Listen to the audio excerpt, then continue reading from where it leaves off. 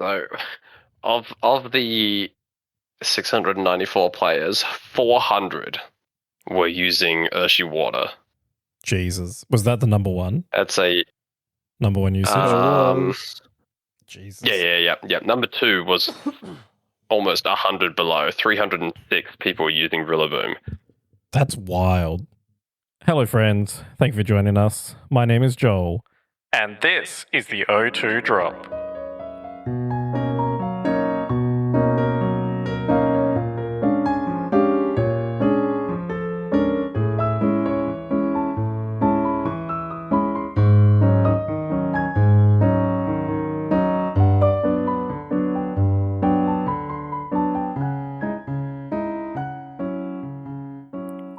This is WA's VGC podcast, coming from Perth, home of Australia's best regionals after party.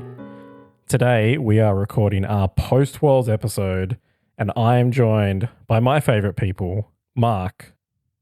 Oh, Chris.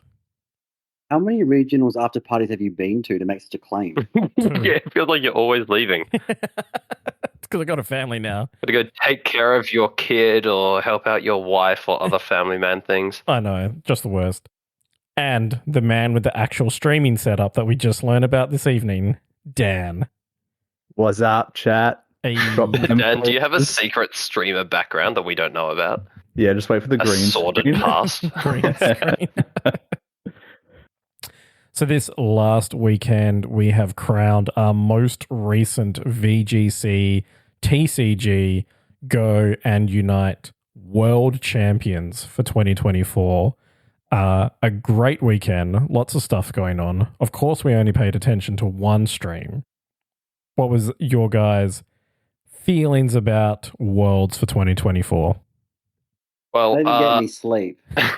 yeah, having to get up at 3 a.m. our time to watch the coverage live was definitely a challenge. I'm still recovering. I'm just happy Mevlad on stream was during like good hours so we could all watch it and everyone who didn't stay up. Yeah. That was so hype. It was. It was a group of us all in a room. I think we've actually got a recording of it somewhere. Of just everyone just going absolutely mental, whenever there was a knockout or a read or a play or anything like that. Crazy. So good to see. I think in general, it was just probably my favorite Worlds to watch. Basically, every game that was on stream was a good one. There was a bit of, like, sometimes you get those players who play overly cautiously on stream and the games become quite tedious. There was a bit of that, but I think overall, every game was a banger, all the way up to the last final match to determine the Masters champion. All three games on the final day were really good games to watch. And yeah, it was just a really good Worlds to watch right up until the announcements at the end. Yes, the announcements were mid, and we'll get to that.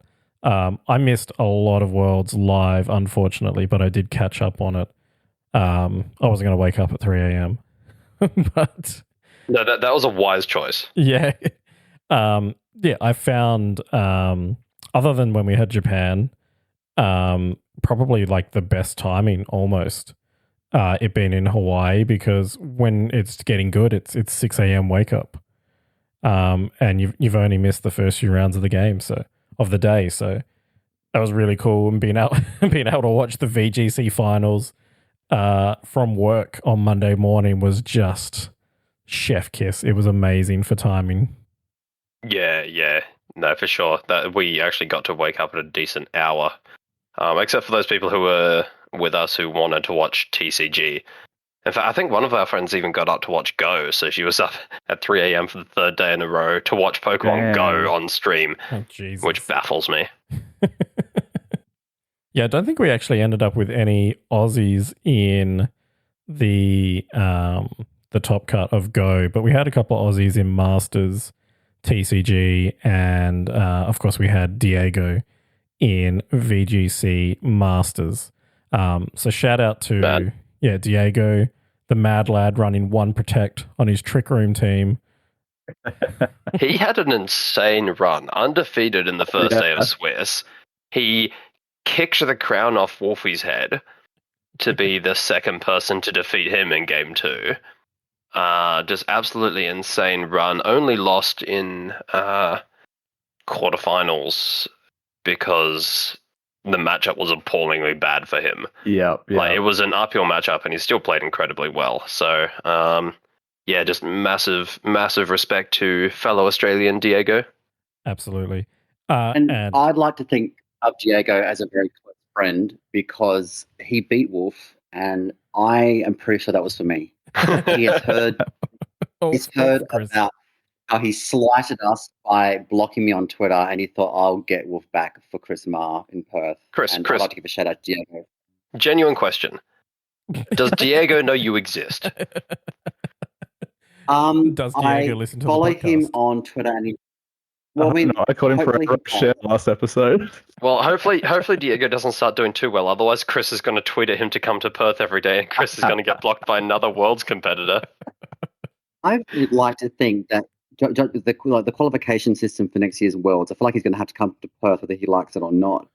Well, to be determined. Yeah, locals. If coming to Perth is going to be useful for you. Hey, I mean, Easterners were doing it last year, coming all the way over to WA to compete in our mid-season showdowns, which are now known as Cups.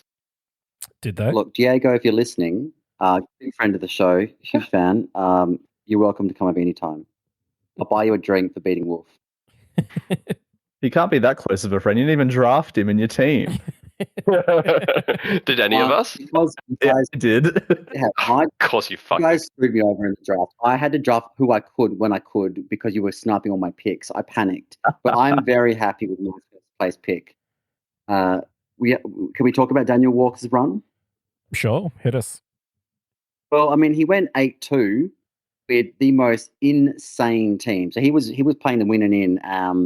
Ended up going 9-3. So he made day 2. I think he finished. He was 8-2 at a win and in for Top Cut in the very last round of Swiss. Yes, and then lost that one. 53rd, which is probably better than any of us could have done. Let's be honest. Wait, isn't that what you finished in Australia, Dan? 52nd. Wow. 52nd. Sorry. You're better than Daniel Walker, confirmed.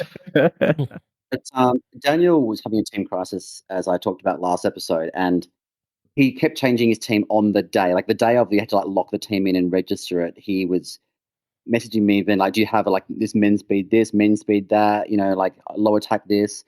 In the end, he ended up running. So his restricted was Kyogre, Choice Scarf with Water Spout, Hydro Pump, Thunder, Origin Pulse. I love it. Terra Water. Very similar to what I was running. He had a Slow King with Life Orb, with Trick Room, Scald, Grass Knot, and Expanding Force that was calced to Live Kali Shadow Rider. Ooh. Grass Knot would also one hit KO if it was Terra Water, Kali Ice, and all this shit. And then they had a Smeargle, Focus Sash Smeargle with Shed Tail, Follow Me, Spore, Fake Out. And because of the Fake Out Trick Room pressure, he often got Shed Tail off because they would not think. I would think, it's just going to click. They're trying to target the Trick Room center.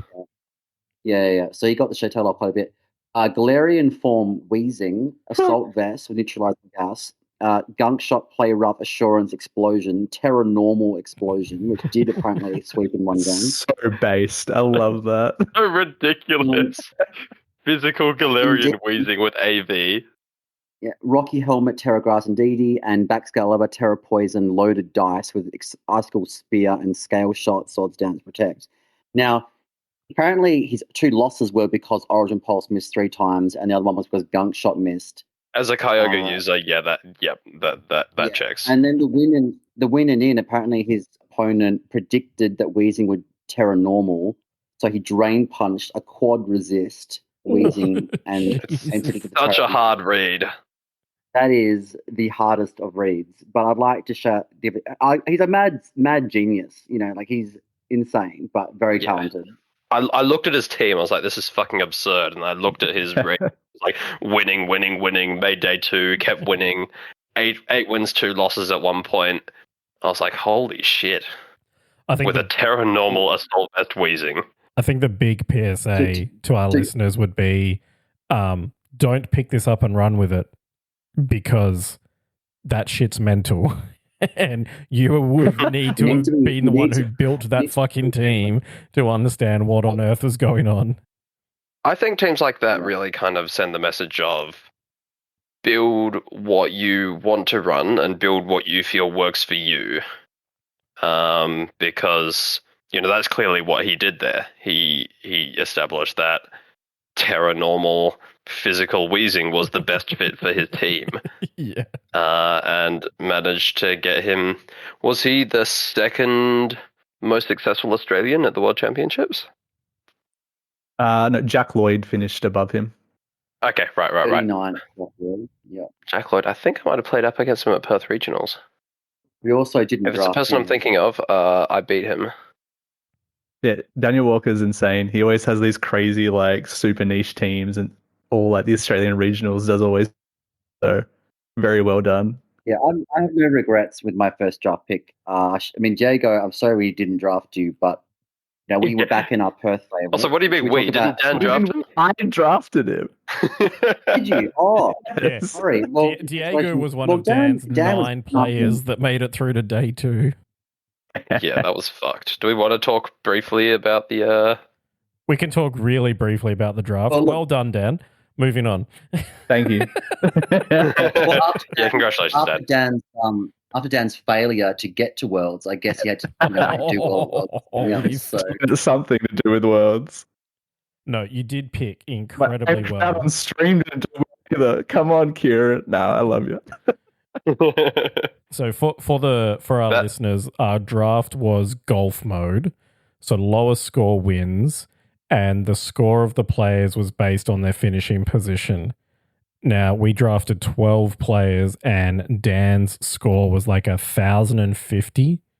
So the average position of Dan's 12 picks was inside the top 90. So, definitely take a bow at Dan. It's wild picking. I think Chris was the second place at 2,500.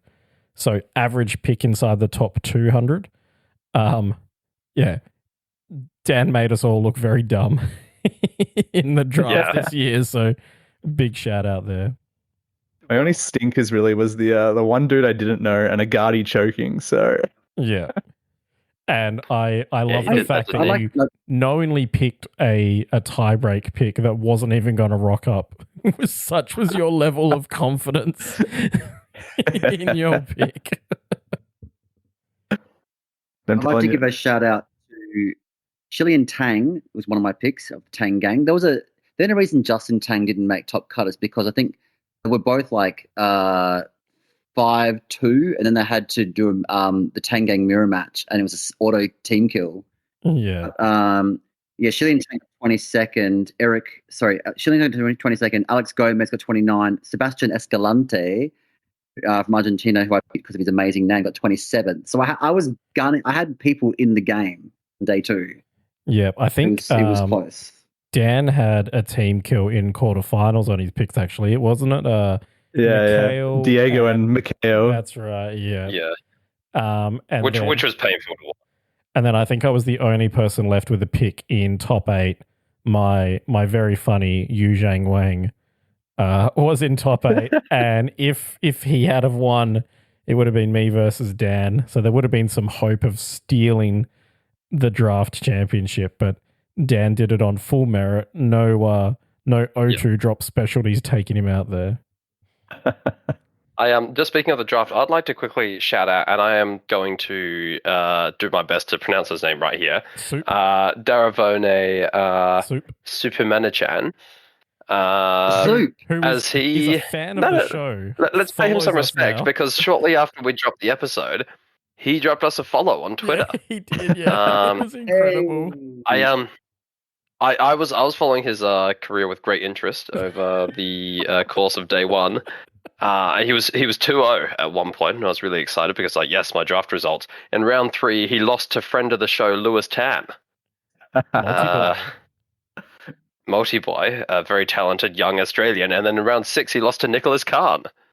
Another very talented young Australian. Friend of the show. O2 drop against Australians. I love it. Sorry, Nick Khan, not talented enough. my second Australian pick, disappointing. Hey man, You're listening. my second pick was an Australian pick, and he went 1-3. So, it's Should we talk about our local heroes, Alistair and Kieran? Yeah. yeah. Just My before we first two move on- draft picks. Just before we move on from Daravone, Yeah, like he must be spreading it around because listens in Canada have been going up. So shout out to all our Canuck friends tuning in to the O2 drop. is that what you call Canadians, or is that a slur? I mean, there's a hockey team called the Canucks, so I'm assuming. Yeah, and there's an NFL team called the Redskins. Yeah, So I was you know, going to say that. not anymore. They're the Guardians now. Okay, good. There's a lot of hot Canadians out there, so if you're listening, hit me up at the Mazda. But shout out to Let's Daravone, because 4-4 Worlds is a huge accomplishment. I'm sure many of us on the panel are envious of the fact that you even managed to go in the first place. So congratulations on your accomplishment, and thanks so much for tuning in. I made the graphic as well. Sorry, Daravone, your name didn't fit, so you were just super on the graphic. Daravone It on RK9 either. It literally went out of the little box. Definitely best name drafted though. This year. So even though it was just to punish me for trying to do the names live. We appreciate the follow and the listens there, Daravone. But yeah, let's talk about our favorite West Aussies. Oh yeah. We finally manifested Kieran on stream. We finally did, and unfortunately he fell victim to the curse of what happens to Australians when they're on stream. Australians do not do well on stream. Yeah.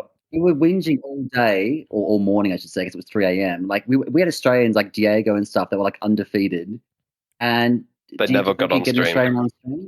Australians Yeah. do not get love when it comes to being showcased on stream, but They eventually, don't get love in any situation. well, yeah, I mean, I'm sure we'll talk about that more later on. So that's what I see, yeah. But then, eventually, Big Pika was looking at all the matchups, and they said, "Oh, Aaron Trailer, he's in a winning end. Let's put him on stream." It's like, but sir, he's in against an Australian. It's like, ooh, fuck it. Okay, we do it this time, begrudgingly. Just this one time, we'll put an Aussie on for the winning. Just this once, yeah.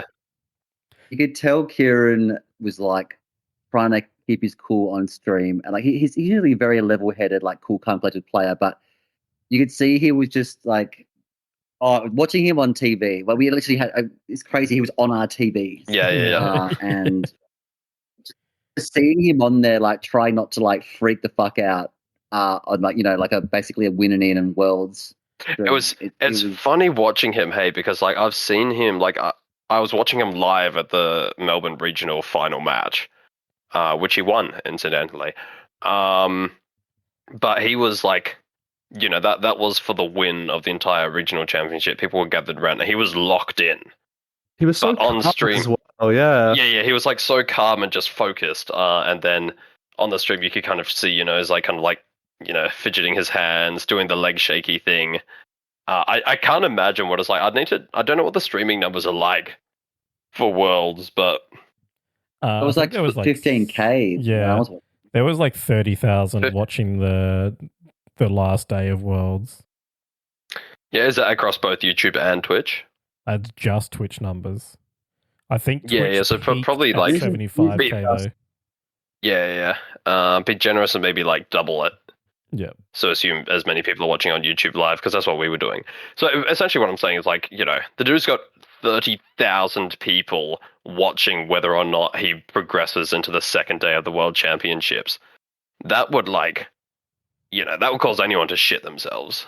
Yeah, I think so. The moment where he took a big deep breath, I was like, "Oh, I feel that." Watching. And to be honest, he played incredibly well. Like, despite all the pressure, it was a really, really good match. Came down to a final 50-50 read. which unfortunately didn't go his way. But like to come that close to beating a player as renowned and skillful as Aaron Trailer, being how many rounds were there? Day one, eight. Yeah. So he would have been 5-2. Yeah, having already won 5-2, 5 rounds against the literal best players in the world. Yeah, I think that's on its own just an insane accomplishment. I think he did an incredible job really of well. looking incredibly hard while he was playing as well. Like, you could tell he was freaking the fuck out, but he looked like he was staunching the fuck out of Aaron Trailer. So. He's got a really, really good stone face. Yeah. Was that screen cap we go in like staring at the camera? It's so good. Yeah. Meme content locked and loaded. Yeah, he beat Costa, didn't he? He beat some good opponents as well. Oh yeah. Have you got his record to hand? Oh, like I could dig it up. I can find it here. Sure Give me a sec. Mark's on well, Arcade but basically, digging he's it out. lost. Yeah, He did win. He did win one of his games on stream out of the 3, but there was like so many 50-50 reads where he just like you could tell he was overthinking it. Like he was predicting the read and like he didn't need to, but like you don't. It's like you're thinking you're playing against like world caliber players. You're trying to like outthink them. It'd be, like I would have done the same thing. You don't think like, just make the safest play. Like you don't think that. You're trying to not throw it by letting them read you. Like it's just such a stressful situation. I think it's a very interesting situation, right? Where Kieran knows that Aaron is a really high caliber player, but maybe Aaron has never watched or heard of Kieran. So he's maybe thinking, I just have to play the base to not level. hear about the champion of Melbourne.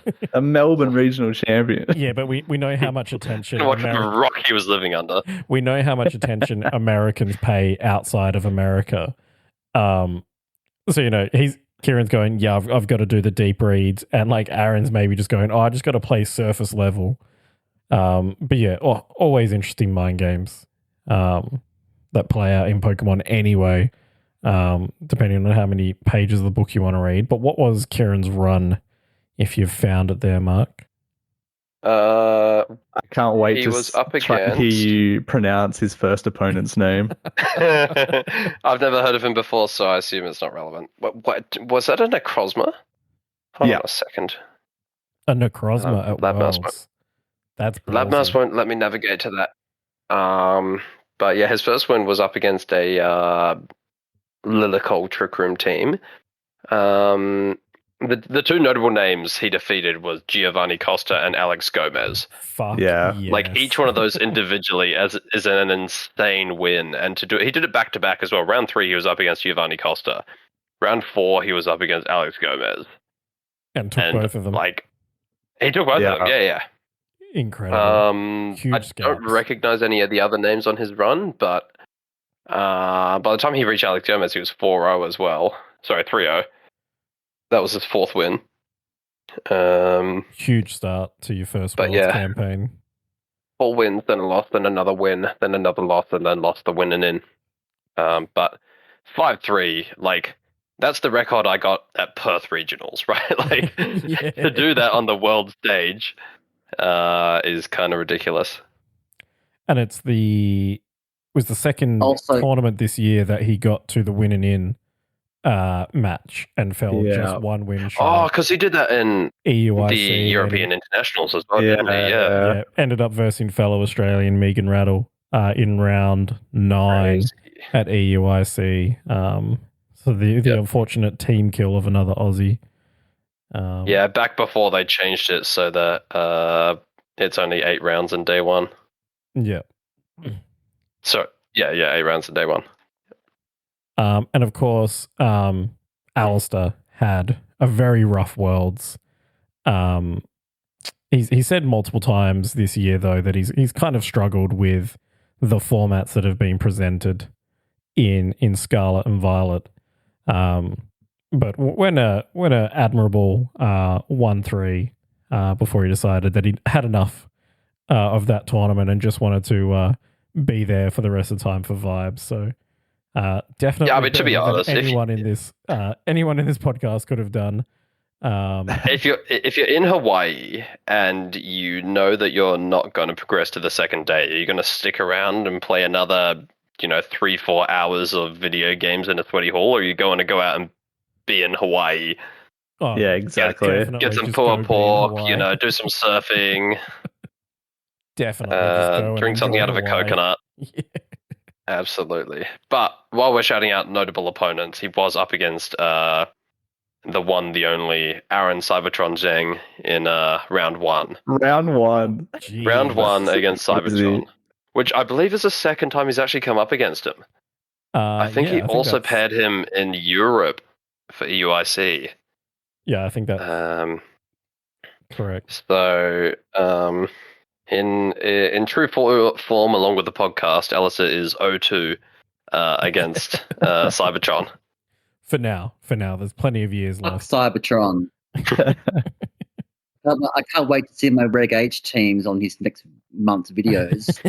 I've been cooking in the kitchen, and believe me, they're spicy. You've definitely made some teams, yeah. I've seen them, and they're definitely there. Look, speaking of spicy, particularly- yes, Yeah. please. I was just going to say, shout out to Alistair and Kieran. We love you, and you did us so proud representing Perth. But there's someone who has made the list of my nemesis.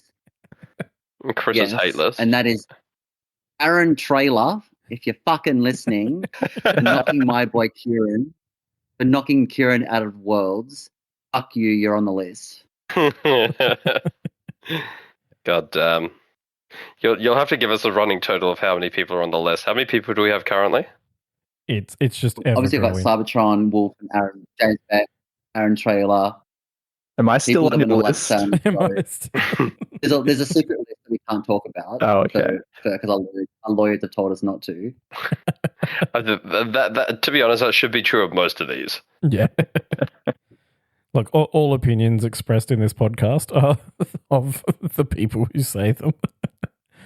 And most of them are not of sound mind. No. So the spices, do we want to quickly chat about... sorry, you go ahead. I was going to say... Give us a spice and then I'll jump in. The spices thing, and Dan can back me up on this because he gave me the team. But the team that won Worlds was a Japanese team piloted by not a Japanese person, piloted by Italian Luca Ceribelli. The same Mamma team, mia. Mamma mia! The same team that I've been running online for the past 3 months. And I tell you what, last night I ran into it like 3 times on cart. Yeah, you would. And now I look like a fucking idiot who's copying the world's champion. If you're listening to Sam Pandelis, a real Italian won Worlds, you couldn't do it. He's on the list too. What the fuck is going on? What is going on? We're around lawyers. We need to have some stern words with Chris. We'll put him on mute for the rest of the episode. I'm very fired up. There's a lot of, as great as Worlds was, there's a lot of things that went horribly wrong, and I'm fired up, and I'm really ready to put a few people under the grill, mainly the Pokemon Company. But like, I'm just venting it at players that deserve my wrath. Deserve your wrath.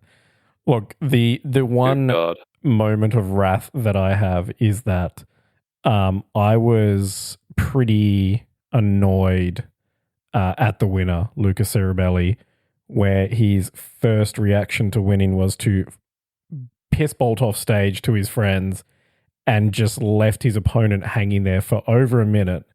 And you could tell all the opponent wanted to do was just shake his hand and fuck off because he was devastated that he was like 2 turns away from winning Worlds. I come from a sporting background where like that is abysmal, and you would have got punched in the face for it on an Australian amateur sports field for winning and fucking off from your opponent. I think we could give the kid a bit of slack for winning the world championships and running to hug his mates. Like, sure, maybe you should shake your opponent's hand first, but No, let's not be honest, maybe, you're not definitely. thinking straight in that moment. Definitely. I think you're putting more stock in this than reasonably should be there. I think you're making a bigger thing out of it than it is. Maybe. Those bloody Italians and These bloody sportsmanlike. Look, I've explained where I come from. Like you do celebrate then shake. You can celebrate then shake. It just depends like how close your friends are. If there's someone right near you and like you just won in the final siren, if you go and hug them, jump up and down like Luca did, and then you go and shake your opponents like after you've celebrated, I think that's still okay. I really think you're splitting hairs here. Yeah. I also, let's not, I also come from a sporting background.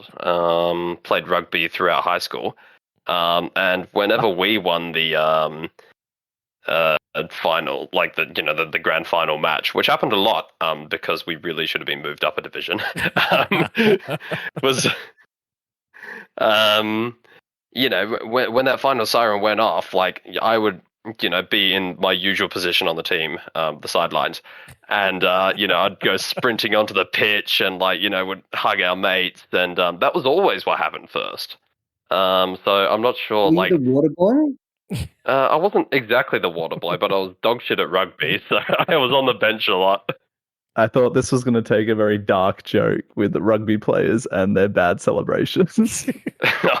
No, that's rugby league players. I played rugby union. First thing I did after I won a game.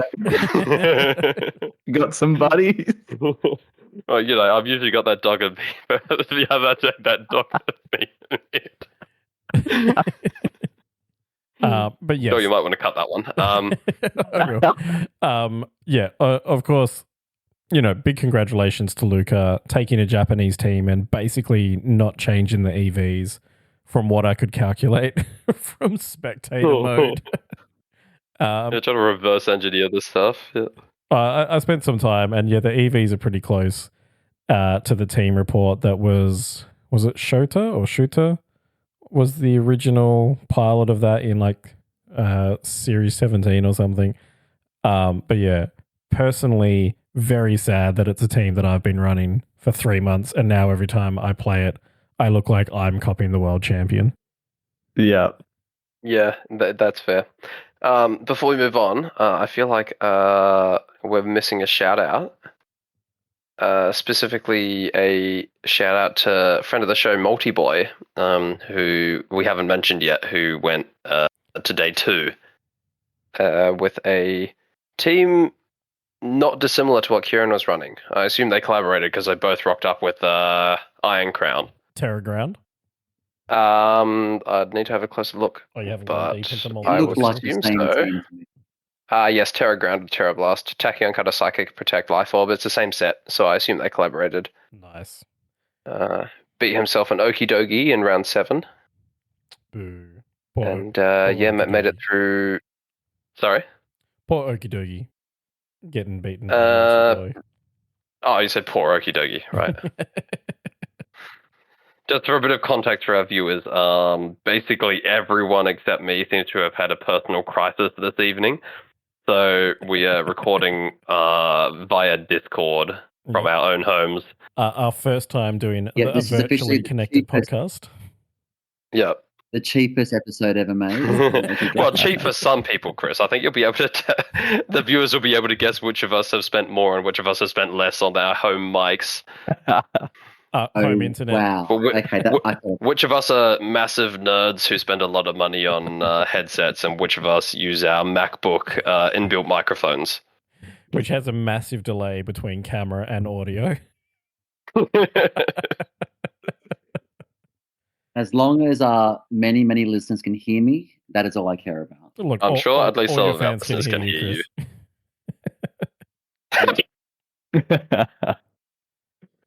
I want to give a quick shout out to the one and only player who played all 8 games and not winning a single one of them. Oh, did we get it? Eric X8?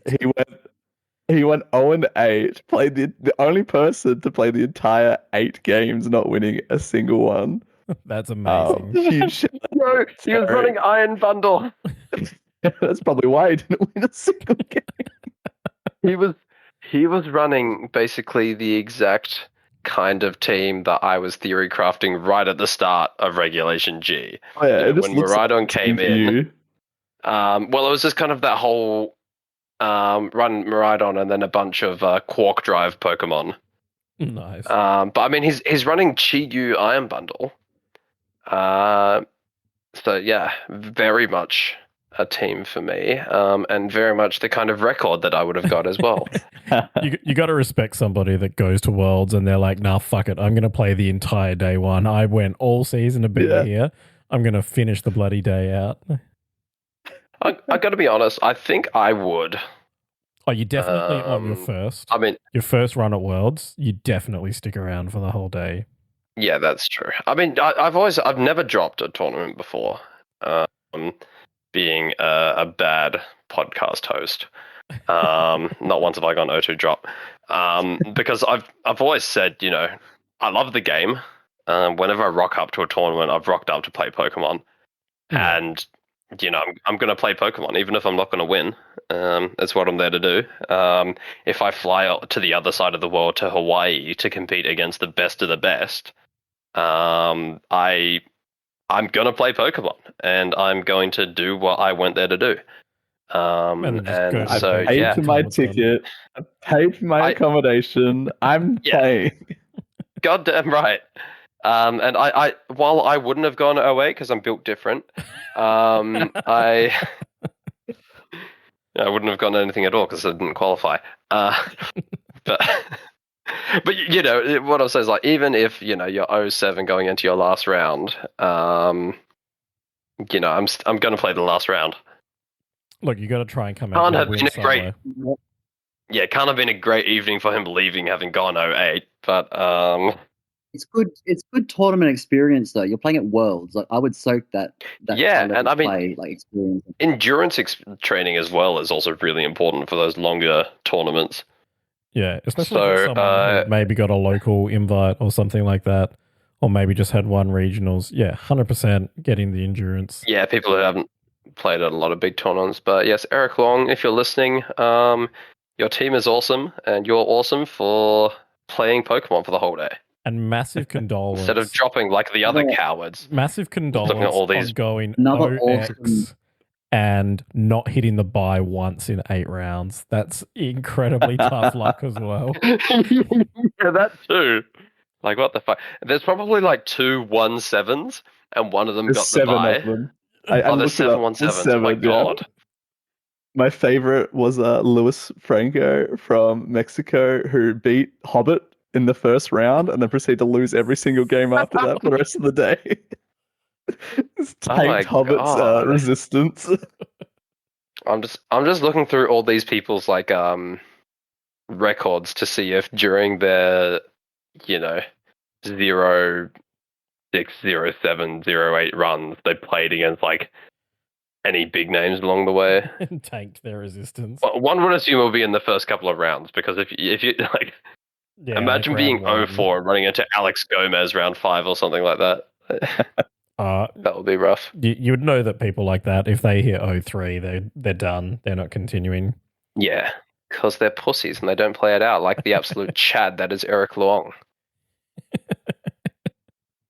Can I also give a shout out to Marcos Moxie Boosted, who went 2-6 but still played out, and he brought his beloved Wo-Chen, which is like Wo-Chen's strongest soldier, and he brought it with the Kurga team that we saw the Tengan use at an AIC, and he was sporting his now famous gold Wo-Chain, and honestly, the biggest drama on Twitter, well, positive drama, I guess, there was negative drama, but the saddest thing I saw on Twitter the whole World's weekend was everyone reacting to the photo of the Wo-Chain on the floor, like discarded with like someone walking Marcos's feet, like walking off. Yeah, and then photo. like it's it's the most amazing photo, like so like cinematographic. I don't know what it's cinematography, whatever the word is. Cinematic. It was very cinematic. And which is an odd word to use to describe a still picture. We're basically saying that never again. just the emotional. I got really emotional seeing it, and I wasn't the only one. People were like, there was so many sad people on Twitter that were like, no, like this is such a they need to make a movie out of this. It was heartbreaking. But it was heartbreaking. You're But right. good on Though, him for bringing it to the world. we do need a underdog story about Wo Chien. Yeah. So was your guy? And that's why I'm drafting Eric Luong for next season's World Draft. As your wild card. Hey, if he makes it back, he's on my list. So what was your guys' favorite match from the weekend? Ooh. That wasn't Kieran's I mean- match, of course. Okay, I was about to say Kieran's No match, low-hanging and it fruit. wasn't. Well, the reason I was gonna say it was because it was that kind of the tension and excitement that you really want to be getting out of your spectator sports. Yeah, I think it was Is just obviously being in a room with all my buddies, and as all of us, cheering and groaning and holding our breath, and that's what I enjoyed most about the weekend. The game itself, was an interesting game. It was probably not the most interesting game I'd watched, but that was, I think, what I enjoyed most about it. But outside of that, I'm just trying to remember which matches were actually on stream. My mind is a sieve. I think one of my favorite was watching Diego in the quarterfinals. Oh, yeah. Just because I actually... the man plays one protect in a hard trick room team, and you just think, how the fuck is this guy going to navigate a match where he can never defend once he's out of trick room, and he still somehow manages to position himself into more than one trick room in a match is beyond me. For all regionals this year, we're going to have to do over-under on how many protects he plays in a team, because he is notorious for not running protect, and to run one protect in a trick room team is truly baffling to me. That's insane. Yeah, I love that stream game, how he didn't have psychic terrain up, and he's like, Callie, I was in a thunderclap range, so he kept doing other shit, he clicked in prison. So he couldn't get clapped. Yeah, then prison, so they couldn't click thunderclap, yeah. And then the non-guts boosted headlong rush Oko to the Raging Bolt.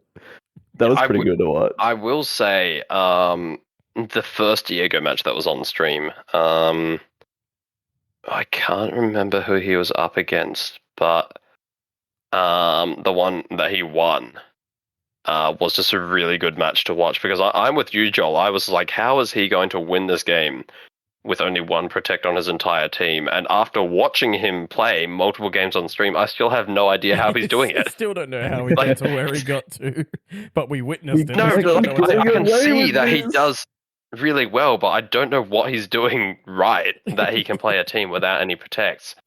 Yeah, I wish the perspectives were swapped, because we were looking at from his opponent the first game he won. I would love to see his thought process.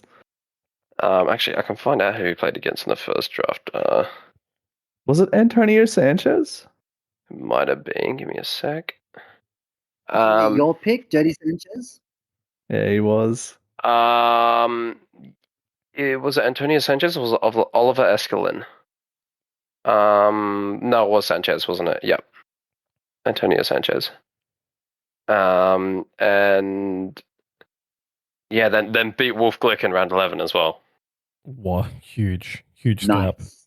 I think the thing that Wolf did wrong this year, and we should shout out his day one very quickly, where he went to Twitter and said, basically, I fucking destroyed everyone. I went 16-0 in individual games. 18-0.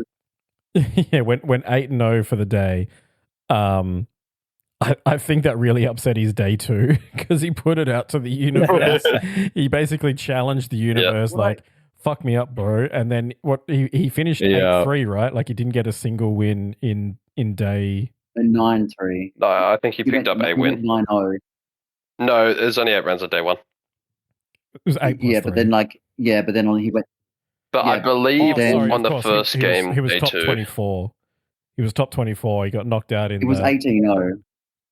Because the first game of day 2, he was on stream. Yeah. What I don't like about the Wolf thing is that like you had Play Pokemon, you had like Beast Coast, all these like a lot of big entities, like a lot, especially like the official Pokemon tweets and stuff like that. They were all just like, oh, like hyping up Wolf, like, yeah, he's 9-0, 18-0, whatever, because didn't drop a set, and like he's on another level and all this sort of stuff. Yeah. And then they all had to like then he dropped out, went 9-3, well 9-4, sorry, went 9-4, and they had to like go, oh, sorry, we jinxed you. Like they redacted all their tweets, and I'm like, oh, like this is what happens when you put like such a huge like pressure and spotlight on someone, and then just. Yeah, I think unfortunately Wolf is the man, right? Like everyone wants to see him get a second championship so we can stop listening to Ray Rizzo talk. And it's just a lot of pressure for one guy to take on, right? Like but yeah, I think he was definitely locked in. From what I heard, he definitely didn't do any like fan interaction or anything on day one. So he was absolutely going for it. And locking in. And everyone would love to see Wolf get a second Worlds, I think. But obviously, 2024 just didn't happen, unfortunately. Too much energy was put into the universe, and the universe decided to fight back and put him in the asymmetric bracket where he got bumped out.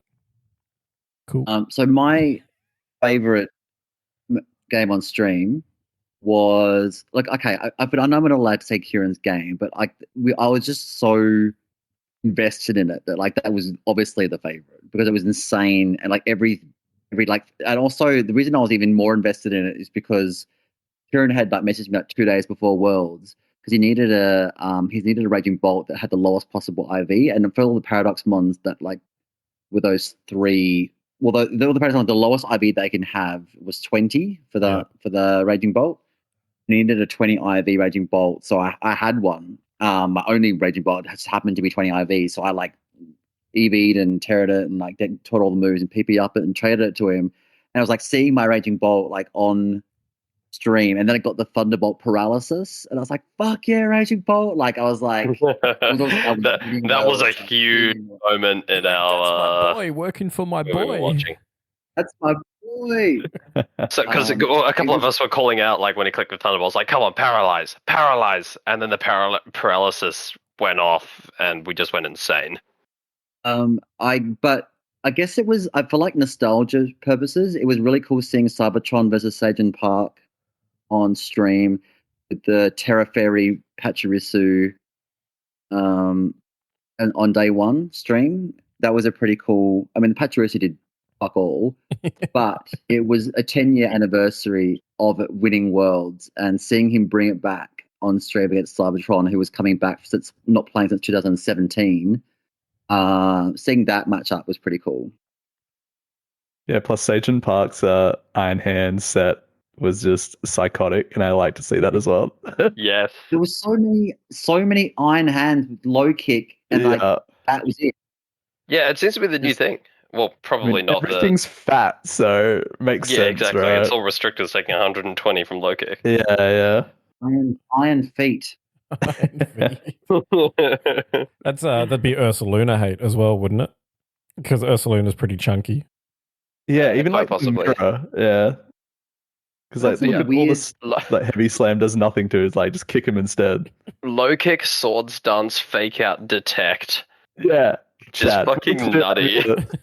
Jesus, I can't believe Pachirisu wasn't the wildest thing on his team this year. Look, that is a unfortunately crazy... What was the item on that Iron Hands? Must have been booster. Clear amulet, yeah. Plamulet. Yeah, he didn't need boost. It was on a Miraidon team. He was just like Lisa Simpson from that Simpsons episode, just kicking, and if you get in my way, it's your own fault. That's his Iron Hands. Yeah. Crazy. He was running Volt Absorb Pachirisu next to Miraidon that didn't have discharge. Disappointing. It was also running Terra Ground for Ridgeraff with Electric Seed next to a Miraidon that didn't have discharge. So it kind of seemed like he had the team built and then realized the meta was shifting towards Terra Fairy Dazzling Gleam, and he did that as well and then didn't adjust the rest of his team. Didn't change the rest of the team to match. He's probably just like, well, the rest of it's been working fine, so I'm just gonna leave it as is. He's just like, you know what? But yeah, if I come up against other Miraidons, I'm in a good spot. well, yeah. I mean, Miraidon he won the whole damn thing, but it was a really, you know, much Who used picked Pokemon. Miraidon? Who picked Miraidon as winning worlds in our picks last episode? I think I picked it right at the very start of Reg G, and then very quickly changed my tune, and then started calling it overrated for the rest of the format. Yeah, I think I tipped Horse, Ice Horse to win. So unfortunately, I was wrong on that tip. I think Chris picked Miraidon. You were close though. I think I agreed. I think I said Calyrex Shadow Rider with you. I agreed with you. I didn't say Miraidon. I said Ice Horse. So close. So close. I can't even remember if I made a serious pick for No, you were Kyra and what White. restricted I thought was going to win. I just said Kieran White. Yeah. Ethan's was Ho-Oh, and there was not a single Ho-Oh at Worlds. Very disappointing. Oh, That's actually, funny. no, I like that there wasn't a single Calyrex Shadow in top 8.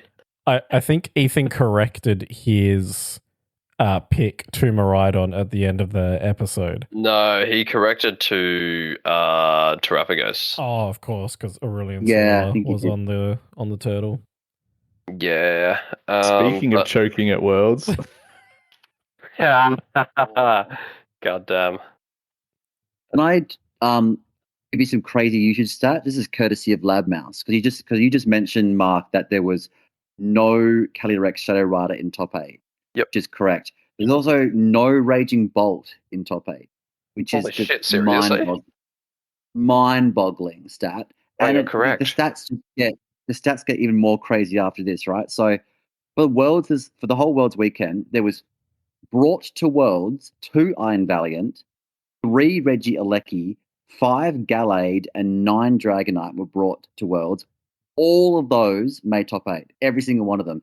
And Oh my before you say God. how did 9 Dragonite make top 8, because there was a team sheet error, so there was actually 9 Dragonite.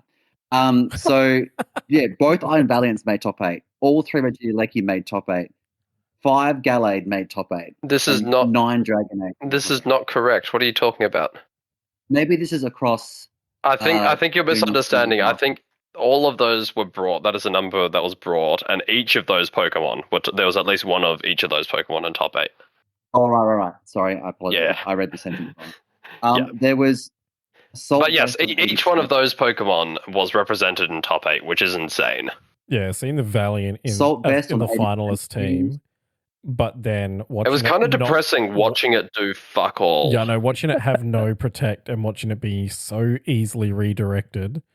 It achieved nothing. It was so It was disappointing. really painful. And the worst part, I thought was like, oh, is it a Miraidon answer? Does it use the electric terrain to get a boost? No, it's just running booster energy. Yeah. Didn't even have its own item or anything. Annihilate. Did you guys hear the finished casters? higher than Blood Moon? Jesus. Did you guys hear the casters talking about forgive me, I forget the finalist's name. Shota? Yuta Ishigaki? Yeah. So Yuta had not versed a single Miraidon up until the finals in his run at Worlds. That's crazy. So Mans, His Scarf Lando must have been getting very bored. so Mans did 11 Swiss rounds, plus his asymmetric top 16, top 8, top 4, and did not run into a single Miraidon. That's like 15 rounds that he did not run into a single Miraidon when it was easily. I mean, do you have the stats there, Mark? It would have been like 20% brought or something for the tournament. 18%. It was the third most brought restricted behind the 2 horses. So he should have run into It's 3. basically dodging that. when we look at the restricted usage, it's basically exactly what we've been predicting this whole time, which is horse Miraidon. Yeah. And then the 4th most used restricted, it was Zamazenta. 5th most was Terapagos. 6th most was Kyogre. 7th most was Koraidon. And the 8th most was way down the list at, I believe, Lunala at 2.59%, unless I missed one. I feel that's pretty typical of the Regulation G tournaments that we've had in the lead up to Worlds. Maybe Zamazenta jumped ahead of Terapagos in usage there, but yeah, definitely everyone was predicting Horse Maridon to be the top three. Undoubtedly. Rightfully so. Oh, 100%. They're incredibly broken. Maridon is just a massive stat stick that uses its ability better than Coridon. And of course, typing is just a bit more advantageous. Yeah. All 4 forms of Ogerpon made top 32. All 4 forms? Yes. Yeah. Cool. Ogerpon had really good showing, a really good diversity of Ogerpons in the Yep. Who the fuck ran final Teal Mask into top 32 at Worlds? That sounds really out there that would have happened at I'm Worlds. just having a quick look. That was Shiliang Tang. No kidding. There you go. Tangang represent. Yep. Coming in 22nd. Tornadus. With Bullet Seed Ogerpon as well. Ooh. It was Bullet Seed, Loaded Dice, Ogerpon Grass with Encore Follow Me, Spiky Shield. Jesus. That's heat. Break I think that showed up on sturdy. stream, and it was great to watch. This was Scarf, Landorus, Incarnate, and we saw that, and we thought, wow, that's crazy. And then it wasn't the last time we saw Scarf, Lando, Eye on stream. Turns out that's becoming the new meta. I keep using these terms, becoming the new thing. That was the last we've seen of Reg G, and that's gone. But it's going to come back, and everyone's going to be looking at the World's teams in January and just kicking off again. We're going to have another 4 months of this horrendous format. Oh, God. Yay. I'm going to go play Digimon. It needs to be Scarf, though, because, like, Maridon just Draco Meteors it, and it's dead. It's like, oh. Yes, as someone who's been desperately clinging on to Life Orb Lando Eye, and just put it in front of Maridon. It's like, haha, I resist. I am immune to one of your stabs. I'm super effective against you. I'm dead. And it's gone. Yeah. Hey, there's a 10% chance it gets enough power off.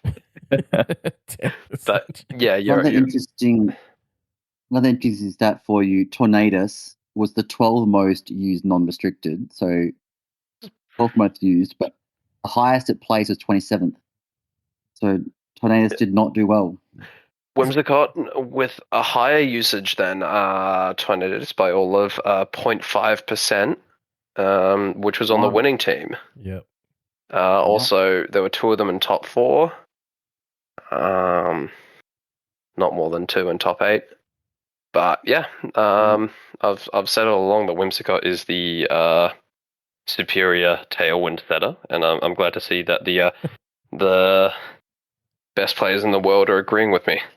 I think especially considering that Whimsicott is effectively only weak to one of the big 3 restricted, whereas Tornadus gets minced by 2 out of the 3.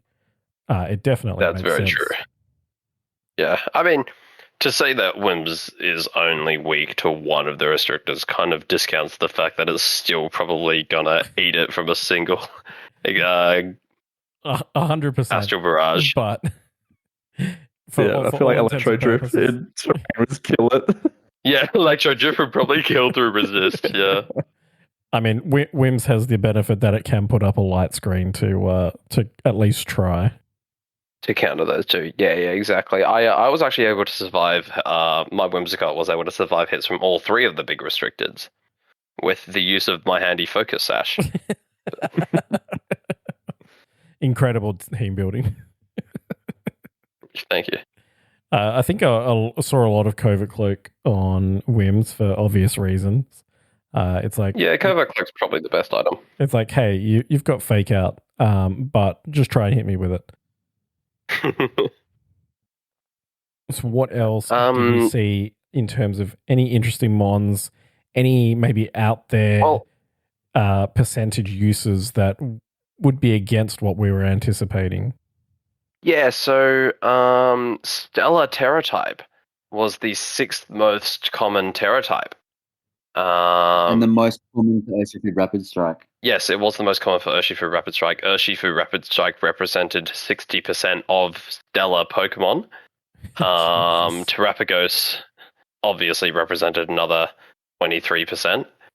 And then the other Terrastellar ones are Chenpao, Urshifu Dark, Tatsugiri. 1% of players, so presumably, seven people were running Stellar Pelipper. Yep, that was a very and early then G thing, wasn't it? it was. I've seen that before. And then one ofs for Stellar, Annihilate, Fluttermane, Standy Shocks, Fuck yeah. Raging Bolt, and Iron Treads. And in fact, can I Just talk about awesome Iron Iron Treads Treads. quickly? That saw a sudden spike towards the very end. There were 2 Iron Treads on stream. Yeah, that was sick. That was heat. And Terrabug as well. Heat. yeah, friend of the show, Cy Evans, has been speculating for a while that Iron Treads is a great Miraidon counter, and we all didn't believe him. But then it showed up on stream and proved us right that it isn't. But it was still really cool to see. I think they were both running Steel Roller as well, actually. Yeah. That 130 base power Steel type move, which can only be used if terrain is active, and removes the terrain. That's right. That was the junior finals. And so risky on the choice band. With choice band, exactly. There was one of the players kept switching his own Rillaboom in to reset the terrain, so that his Iron Treads could keep using Steel Roller. And despite being choice banned at 130 base damage, it was still not doing enough damage. It's a bad Pokemon. But it was cool to see. I love it. I think the big surprise for me was the 2 Dondozo Tatsugiris in Masters top 16. Yeah, I mean, that thing just doesn't go away. No. Unfortunately. Every format. Were they 2-2-2? Not really. I don't think so, yeah. Argue one of them might have been, but that had like a Assault Vest Miraidon on it. I remember the Assault Vest Miraidon. That was crazy.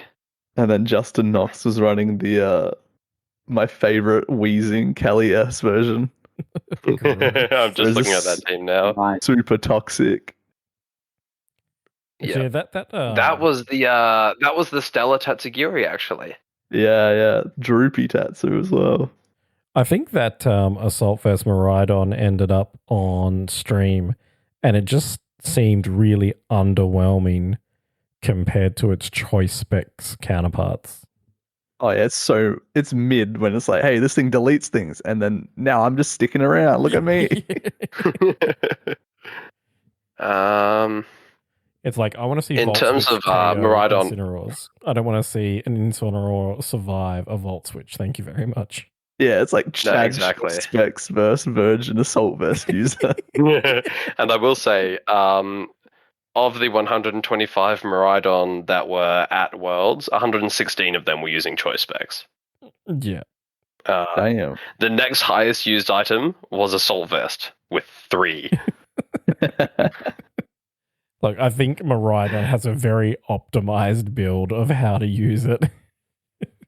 Well, I was surprised to see the change from the Terror Electric Hyper Unga Bunga to the slightly more defensive and well-rounded Terra Fairy Dazzling Gleam. I was very much looking forward to something. I personally wasn't, because that was the very early Japanese build to put the Terra Fairy Dazzling Gleam. So it's what I've been running. I said it last week. When they finally let the Japanese compete with the rest of us, we got a whole different side of the meta that we previously haven't been exposed to. Yeah. And that's true once again with Terra Fairy Dazzling Gleam. I mean, I have to say, it performed extraordinarily well. Hard to argue with the team that won Worlds. Well, yeah, exactly. But 83% of the Miraidon brought were Terra Fairy. 19%, 15%. So 19 of the Miraidon brought had Terra Electric, and then there were 3 Terra Ghost. Oh, very interesting. I also want to shout out the one Chad who brought Electric Seed Miraidon to Worlds. Electric Oh, no. Seed Miraidon. Brother just wanted to click protect. Yeah, I mean, there was also a Magnet Miraidon. In fact, there were 2 Magnet Miraidons, and there were 2 Life Orb Miraidon. Interesting. Do you have finishes of those? Because I can't imagine they were very high compared to choice specs. I wouldn't think so. Not that I can see. I'm kind of on Lab Mouse looking at the stats of each Pokemon. Shout out to Lab Mouse for the wonderful work that you guys and girls do there. Please keep it up. Don't go away. So, I mean, this is probably horribly skewed, but there is a section of Lab Mouse where you can look at which Pokemon performed best against a certain Pokemon. So I've selected Urshifu, and the Pokemon best suited for defeating Urshifu is Hatterene, with an 87.5% win rate. I'd be very curious to know how many Hatterene versed Urshifu. Can't imagine it was overly many.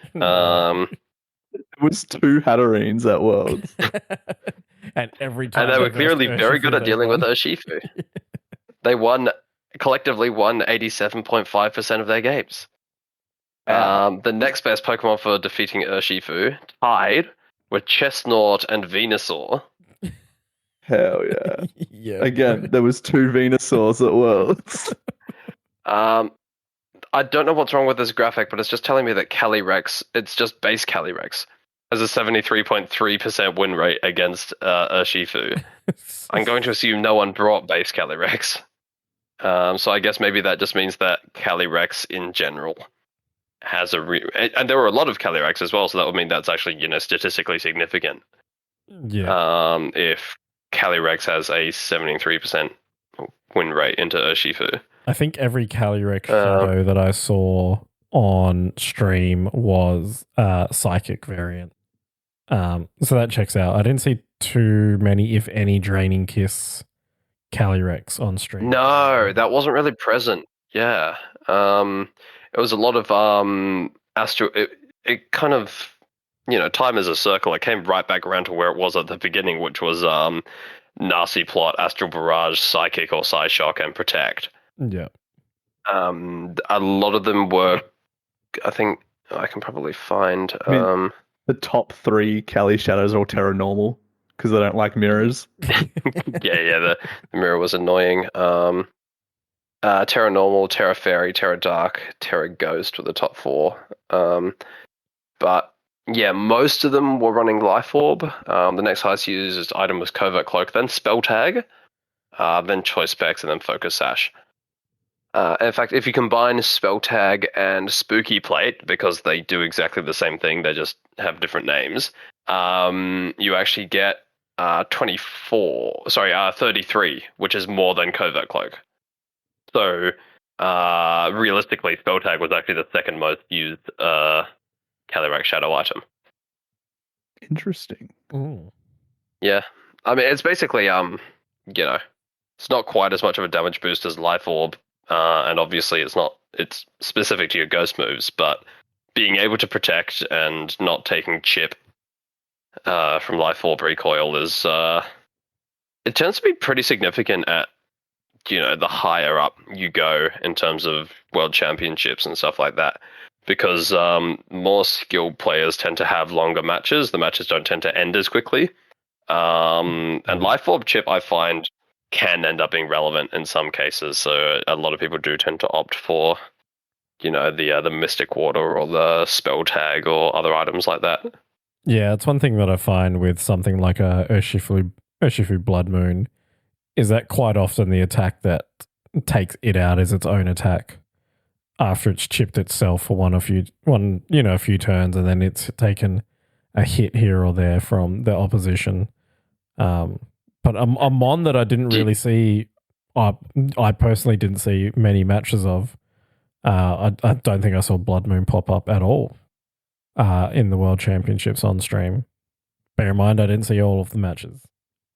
I also think I've read the stats wrong. I think the Pokemon that the Pokemon is playing against, I think this is actually win percentage, not loss percentage. So I think Urshifu Water actually defeated 82.5% of Hatterene it was up against. Ayo. Because I was about to say, oh look, Iron Bundle has a 100% win rate against Calyrex Shadow. No, it does not. But no, Calyrex Shadow has a 100% win rate against Iron Bundle, which is disappointing, but expected. So that's how. I guess I have to scroll all the way down to the bottom to see which Pokemon counter these Pokemon. Klefki has a 75% win rate against Calyrex Ice. There was quite a few Klefki in day Were two. there? I didn't see Yeah, any. there was. There were Smeagol Klefki teams. That's what Aurelian Sula was running. Yeah. Best Pokemon to use against Urshifu Water, by the way, is Altaria. Then Sableye, then Iron Valiant, and then Klefki. Holy shit, Klefki was on a tear. Yeah, there was big hype on Reddit after day one about Altaria making day two, and Daniel Walker got plenty of attention for his Slow King. Slow King, going into day two. Well, Reddit loved it. Shout out to Daniel. He was the only person that had the balls to bring both Baxcalibur and Slow King to Worlds. There was only one usage, and it was him. Galarian Weezing. Oh, so the only person to bring either of those mons individually. Yeah. Yes. Okay. And yeah. they finished 53rd, so that's pretty good. Which means they were like the highest win rate Pokemon of the entire tournament. They would have been the best win rate based on that alone.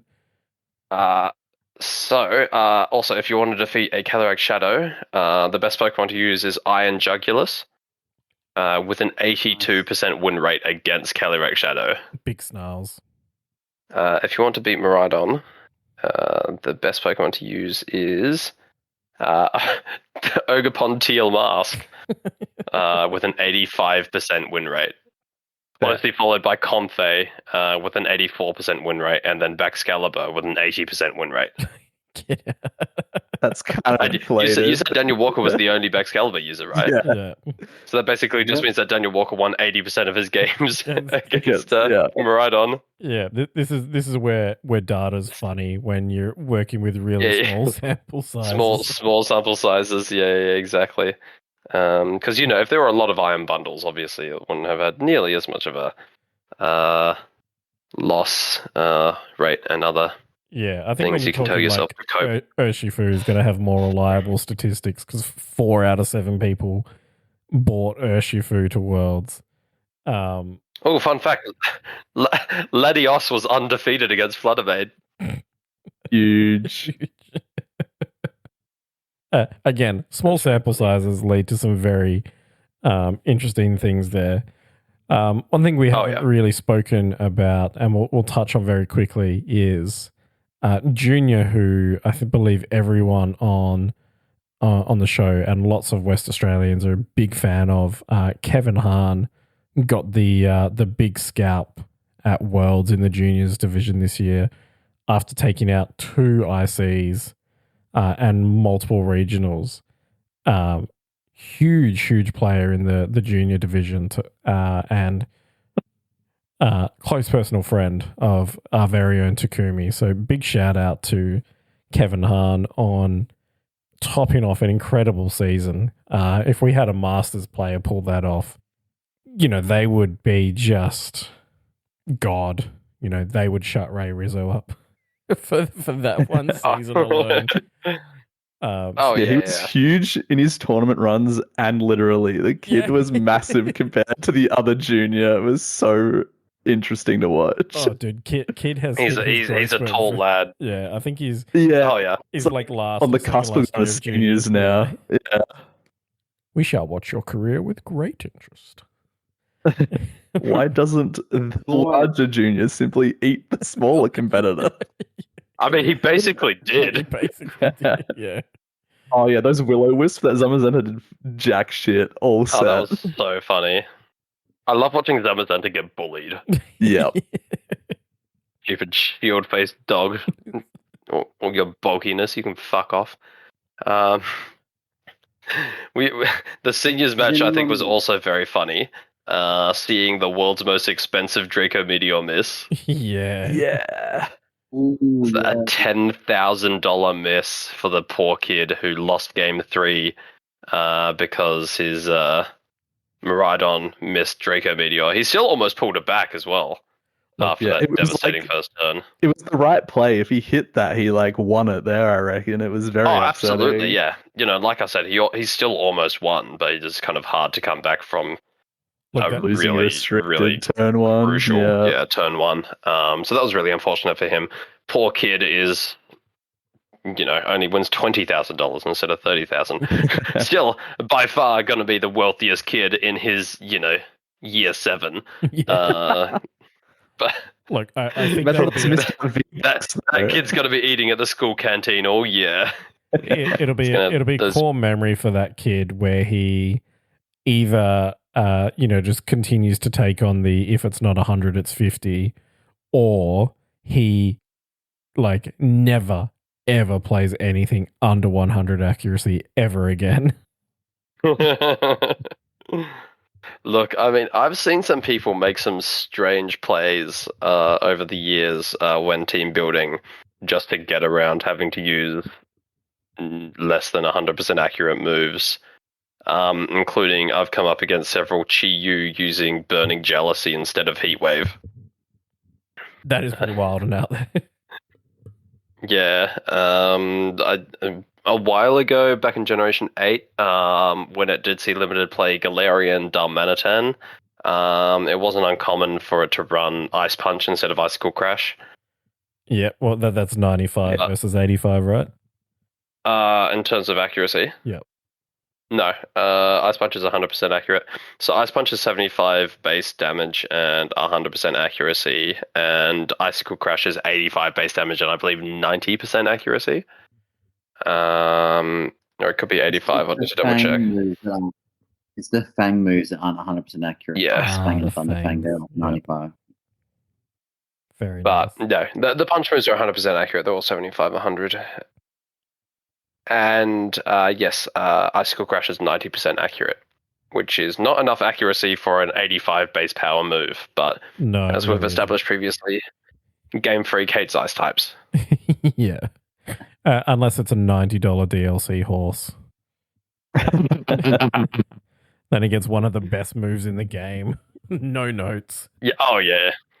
It's able to eat some insanely hard-hitting, super effective moves and shrug them off. It is truly the definition of a $90 move.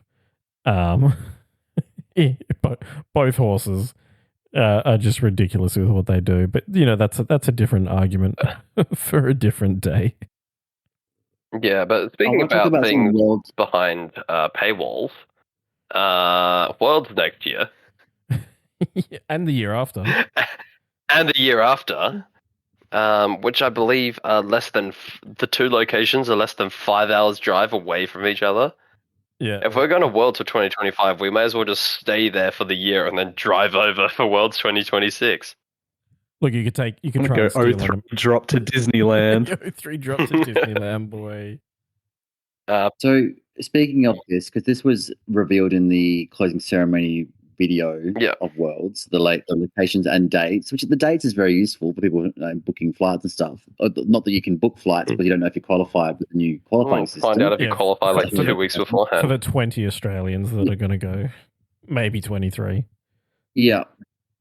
The gripe I have about this, because this is obviously, so I monitor the Twitter dramas, and if you look at the past Pokemon World Championships, 16 times it's been in the United States, 1 time in Canada, 1 time in the UK, 1 time in Japan.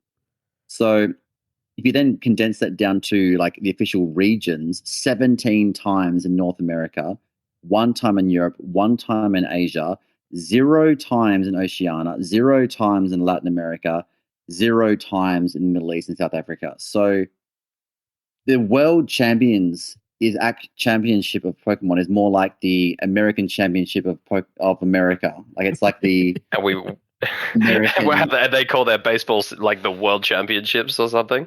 That's the World Series. It's insane. World Series, yeah.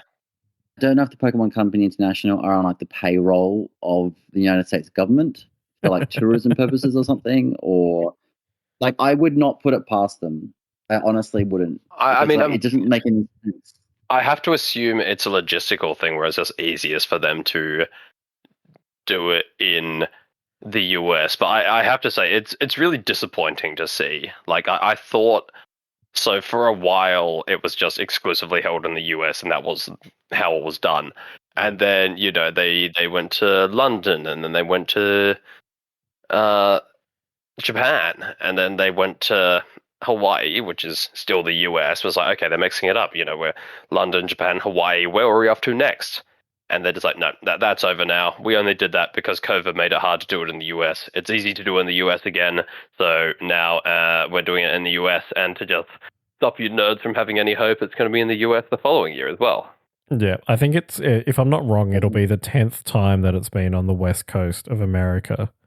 But the fact that we are going to get, like, we aren't going to be able to have the Spanish game have a Spain World Championships is really disappointing as well. After we went to London with the British game, I honestly thought that was going to maybe become a bit of a trend, and it appears that it is not, and it feels like a massive miss. Well, just to chime in there, Joel, the reason they can't have it in Spain is because of the gambling laws there. You can't get prize money. You can't have prize money. Oh, really? Money. So it's never going to... Yeah, it kind of makes sense that they would never do it in Japan because I know that they're already pretty stingy on prize money, but yeah, I mean, look, I understand them not doing it in Spain. It'd be nice to be anywhere that isn't the USA. Yeah. It'd be anywhere that isn't California. Yeah, even that, right? Like the fact that it's in California 2 years in a row is just ridiculous. But yeah, I mean, they're clearly just doing whatever's easiest. I think it just goes back to the idea that competitive Pokemon really is just a bit of an afterthought. Yeah. Well, it didn't even give us any VGC information. There was the TCG information. There was Pokemon Unite. There was Pokemon Pocket. It was Pogo. There was Pogo, yeah. Pokemon Go. All these videos and the ceremony. No news at all for VGC. Not even like a still shot of Legend Z to A, which we've known about for like over a year now. Like, didn't even flash that symbol. Nothing.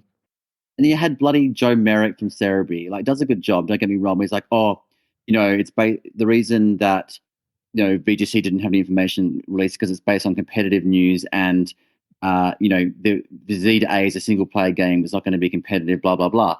How was it based on competitive news? They introduced that crappy little TCG gotcha game. Yeah. Since when is Pokemon Pocket a competitive game? It's not even. It's just it's an own little TCG like packet opening game. It's not like they're not going to have Pokemon Pocket World Championships. Well, you never know. You never know what they're going to plan to do with these games. Like Pogo was released without any competitive gaming. But I think the message to VGC players was very clear. And I believe the message the message to VGC players was fuck you, spend more money. Like we don't have microtransactions. Come play the games that give us cash. Yeah, they definitely want the microtransactions. They want the constant booster purchases, and unfortunately, we're very frugal in VGC, and we buy one game every 3 years, and whatever overpriced DLC they throw at us. Yeah, I mean, look, they've introduced. We've had Pokemon Sleep, we've had Pokemon Smile, or brushing teeth. Now we just need like a recipe game, Pokemon Cook, so that TPCI can give us dinner before they fuck us. speaking of the Pokemon Company didn't just drop the ball here, right, with the closing ceremony and the world's destination and location and all that sort of stuff. But like, they want our money, right? They won't even let us give them money because there was massive, massive dramas with the pop-up Pokemon Center in Hawaii and So not only did they not have enough staff for a start, the store opened at 1 p.m. I believe it was Thursday at Worlds, and they let all the influencers in the morning to film their content and shit. And then by the time the players got in, there was lines were 4 hours long. They were having to hand out water. There were people on Twitter that were saying that it stunk like urine in the line, and it was just humid and horrendous. Jesus Christ. And by the time they got in, people started getting in at 2:00, an hour after the store opened. Everything was sold out. There was people that were on selling or like reselling stuff inside the store. People were sitting inside the Pokemon Center in the store selling on stuff that they hadn't even paid for. Purchased yet, yeah. Jesus there was no minimum item, but most of the stuff had no minimum per person. Maximum. So all within an hour, all the play mats were sold out, all the deck boxes were sold out. There were so many people that were like posting their Pokemon Center haul on Twitter, and like for example, Matthew Tam was a guy that got 17 deck boxes. Yeah, and they were ripping them apart on Twitter. Yeah, good. And I was like, and you know what? And he's like, oh, I'm just buying it for my friends, whatever. I'm like, no, fuck you. Like, I think they're definitely scalping them. Yeah, there needed to be capacity, like item capacities. There were people trying to sell the $90 ukulele for like $1,500. And then the like $250 skateboards for upwards of $3,000 within hours the worst part is of those being available. They're probably going to find buyers as well. This World's merch goes for a lot. Yeah, it really does. I know there was... it's all gaudy, but... who was that player a while ago who copped massive heat on Twitter for offering to pay... for people's flights and accommodation in exchange for their Worlds packs? Was that Lara? Was that Alberto Lara? No. Yeah. Or was it? It might have been. I remember that. It was like kind of a decent deal because he was taking all the risk is what people were like arguing. Yeah, it was like exactly. $850 cash up front. That's right, $850 towards their flights and accommodation, and they would give him their Worlds packs. And then the idea is... You're right. He wasn't cash. He was going to pay on your behalf, which I think is the bit that I mean, effectively... people. Well... I mean, I think that part's... I think the issue is people felt that he was taking advantage of people not understanding the value of their Worlds pack. Yeah. Because the idea was he would then on-sell them for more than he was giving them. And so that was, I believe, the idea behind it. But other people were kind of coming to his defense saying, he's been very clear about his intentions. It's a fair deal, if people can't afford to go to Worlds, they're not going to have the Worlds pack anyway. At least he's helping people get to Worlds. So there were two sides to the argument, but I just feel like, with him, it's kind of iffy. It's a gray area. But with people who are going into the Pokemon Center and buying, stacks and stacks of items that other people can't buy and then on-selling them for a, ridiculously higher price, those people are cunts and can go fuck themselves. Yeah. I mean, categorically... They need to look after... Sorry, you go, Chris. Also, they need to look after the people who actually worked their ass off all season and qualified for Worlds, the competitors, not the fans who are just rocking up to like take photos with the competitors, but the people, and not the influencers, people actually earned their place there. They should get first crack at it. And the fact that day one of the store, because you had to register for a time slot to even get into work to the Pokemon Center. For day one of registrations, an hour, people lined up for hours, got in within an hour of the store opening. They had sold out of literally like lanyards, ukuleles, backpacks, skateboards, deck boxes, sleeves, play mats, literally all sold out within an hour. They know how many people are coming to World. You have to pre-register for these things and book it like months in advance. They know the numbers. Why can't they facilitate that? I know they're a small indie company, but surely Pokemon can afford to print enough bloody lanyards for all the competitors. Yeah, exactly. It blows my mind. It is categorically fuck everyone who gets into the hobby with the idea of turning a profit on merch as well.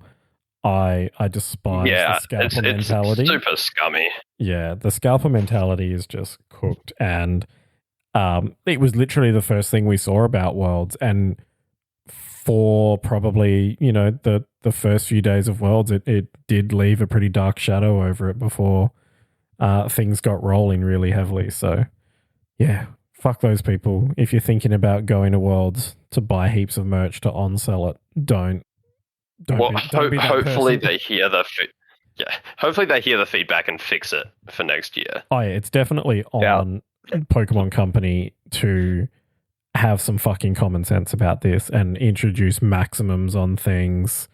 Make sure people aren't entering the store multiple times. Hell, use fucking some AI like face recognition to make sure that you're not seeing the same bloody person come in the store 2 or 3 times as well. Like there's systems that exist to stop this. I mean, I think the system is you just kind of, if you are allocating passes for people to have a certain amount of time, you just give them a ticket and scan the ticket. This is not new technology. Back when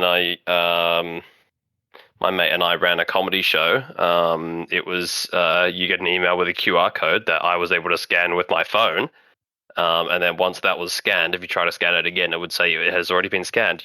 It's not hard to, How about just even have like an employee walking around the store, making sure people were getting moved out of the store that were just sitting on the floor selling shit inside the store. Like, how hard is it to police that? Like, you just use a pair of eyes. That is pretty wild. I mean, I know we haven't done this in a while. Yeah, mouth breather of the year, like nominee for whoever was in charge, and a Chris Honorable mention on top of that too. For whoever was in charge at the Pokemon store at Honolulu. Oh yeah, insane. Yeah, and whoever pissed in the line as well. yeah. I mean, I don't blame to be them. fair, from what I've heard about the wait times, I don't blame them. I don't blame them either. I think if I was waiting there for that long, I probably would have gone for a Wii as well.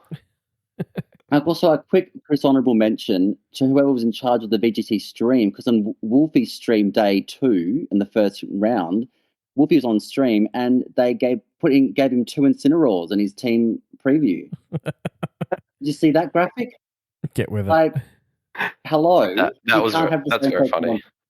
I don't know if it's a meme or they were having a laugh backstage. We all know that Wolf hates Incineroar, but he uses it because it's the best Pokemon in VGC, etc., etc. But like, hello, like it's World Championships, and you can't even get the correct team graphic up.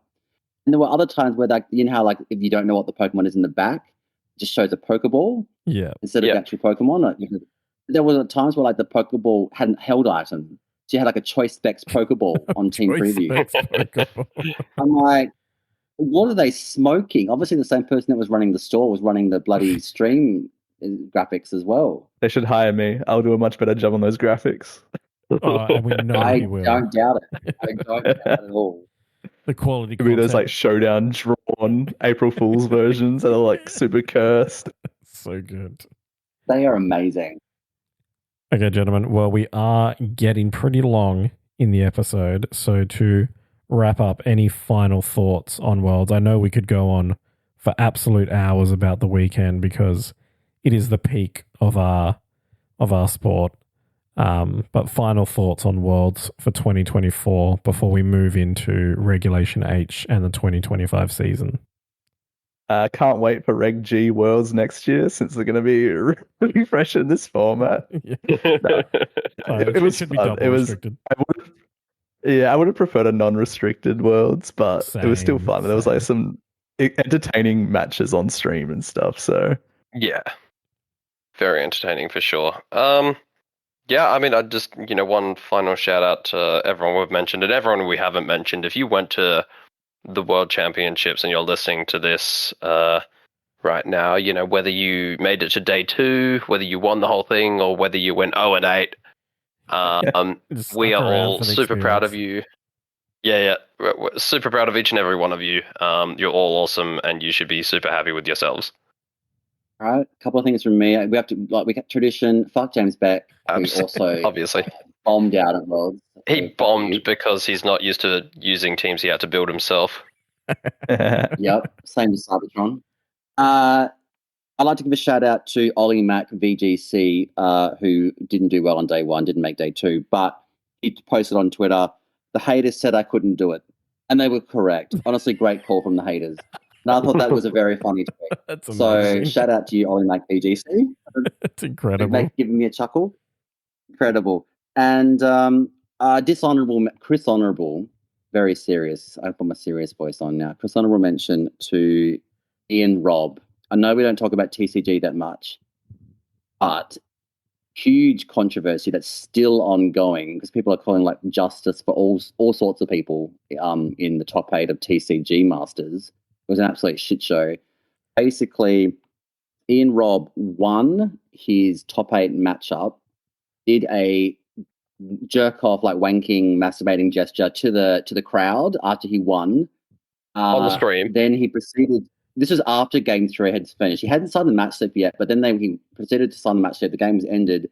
Then the judges saw it and decided to retroactively DQ him, reverse the decision, and give the win to the eventual winner of TCG Masters, who happened to be an Iron Crowns EX player, which is a very controversial deck. So no one wanted him in the finals. What a wanker. Sorry, what did I say? I said Iron Crowns. Sorry. Yep. Iron Thorns. I'm getting my Future Paradox mons mixed up.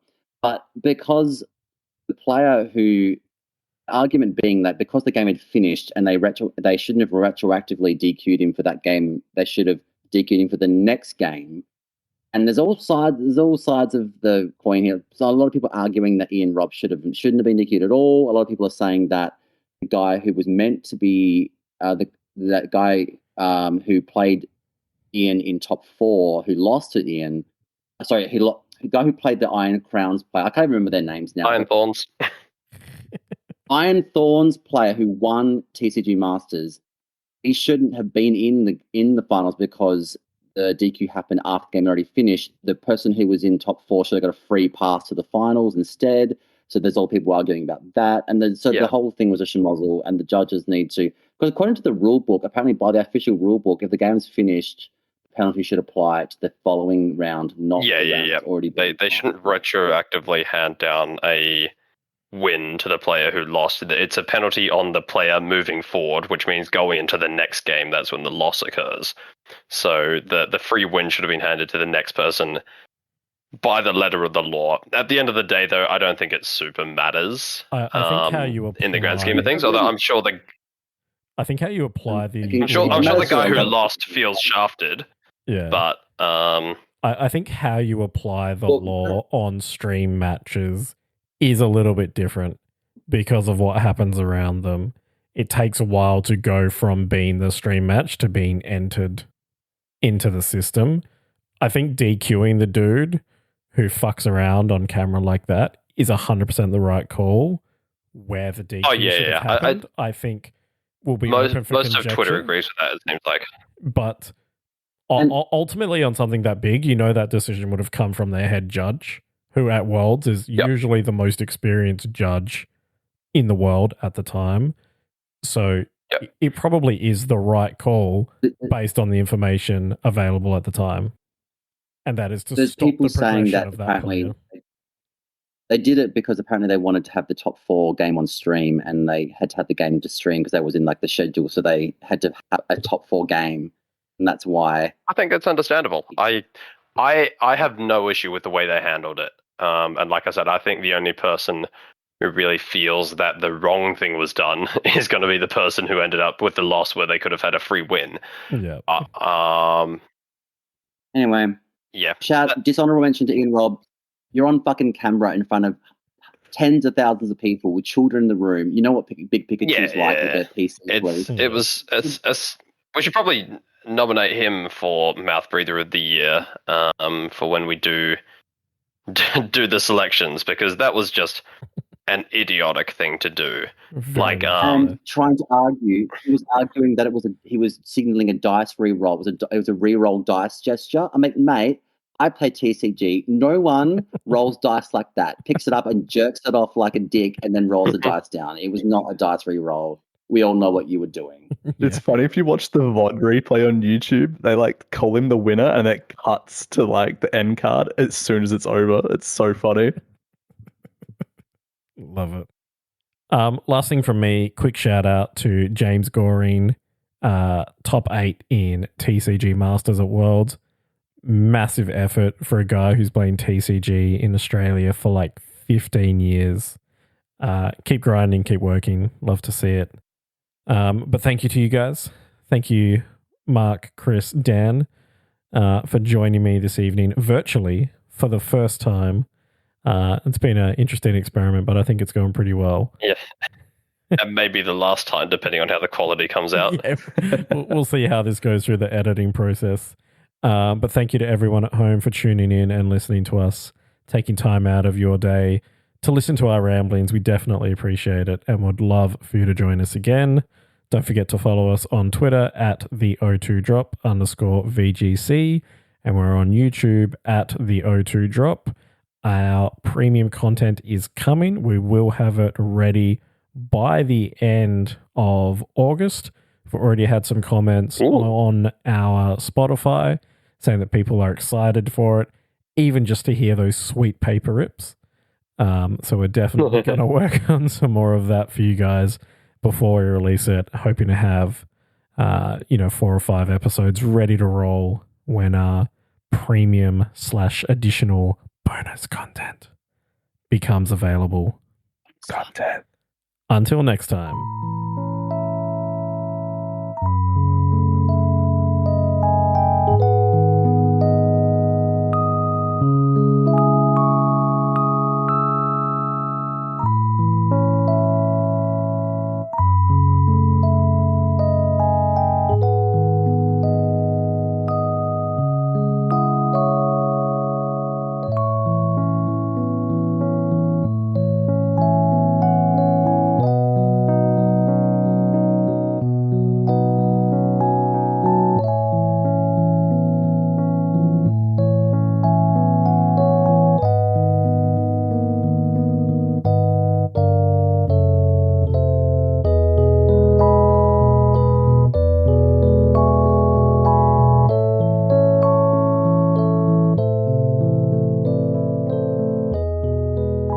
Hello, friends. Thank you for joining us. My name is Joel.